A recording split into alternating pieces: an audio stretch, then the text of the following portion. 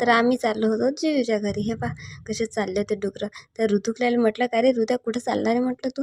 तर म्हणे, "आम्ही म्हणे चाललो म्हणे मावशी हे डुकरं दिसलं आहे आणि डुकराचं गू खाल्लं चाललं म्हणे. तू चालता का?" म्हटलं, "मॅट आहे का?" म्हटलं, "तू काय पण बोलतो." म्हटलं, "मेंटल आहे." चालली होती मग आता इतर इतर दीदी म्हणते, "गुड्डे म्हणे सरळ चाल म्हणे रस्त्यानं. पोरं आहे म्हणे नको इतर चाल म्हणे, नको ते व्हिडिओ काढत बसू म्हणे. फालतूपणा करतो म्हणे निव्वळ." म्हटलं, "चूप बस ना." म्हटलं, "तुला काय समजतं?" म्हटलं, "काढू दे." म्हटलं, "व्हिडिओ तुला थोडी म्हणून राहिली." म्हटलं, "तू काढ." म्हटलं, "तिथंच आमच्या दोघी बहिणीचे भांडणं होतं." मग म्हटलं, "तिला म्हटलं इकडे पाय." म्हटलं व्हिडिओ. मग पहा कशी ते हाय बी करते बरं आणि मग मलाच बोलत राहते फक्त, असं करतं आणि तसं करतं. म्हटलं, "कयकले आंघोळ नाही केली, पांघोळ नाही केली." म्हणे, "त्यासारखी हवं का?" म्हणे, "मी सकाळीच आंघोळ केली." म्हणे, "बैताडे." आता दीदीच्या घरी पोचली, बसली जराशी विचार करत होती की यार आपल्या व्हिडिओला कोणीच लाईक नाही करत, कमेंट नाही करत, शेअर नाही. म्हटलं जाऊ दे, तर मी काही कमी आहे का? म्हटलं त्यांच्यापेक्षा तर मी भारी आहे. म्हटलं मीच व्हिडिओ बनवायचे, मी स्वतः पाहायचे, स्वतः वेळा स्वतः लाईक द्यायचं, पण लाईक तर होत नाही जास्त. पण काय होते, पण आपलं तो टॅलेंट आहे. म्हटलं स्वतः व्हिडिओ बनवून स्वतः हे करायचा.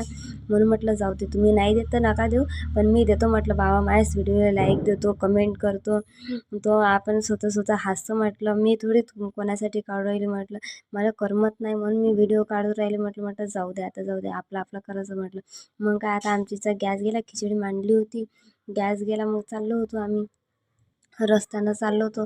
या दोघांचे झाले बरं भांडणं रूमवरती. कायच्यावरून झाले काय माहीत. मी माझ्या मेहंदीचंच गुंग होती, मला काढायची होती त्या हिना खानसारखी मेहंदी. पाहिली असेल ना तुम्ही हिना खानची मेहंदी कशी होती, तर तिच्यासारखी मेहंदी काढत होती बा.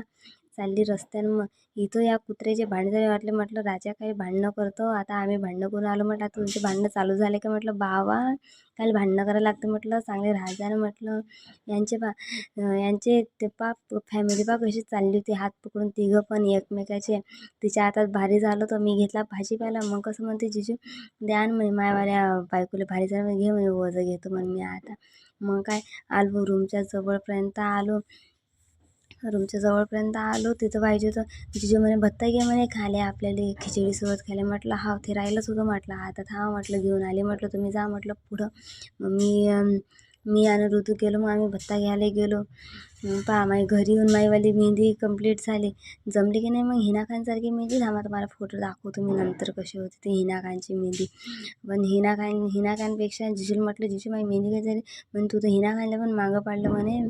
म्हटलं हाऊ म्हटलं आम्ही आहेच म्हटलं तेवढी कामाची पोरगी. हृदय पाहिजे चिवड्याने द्यायचं फुकून बस.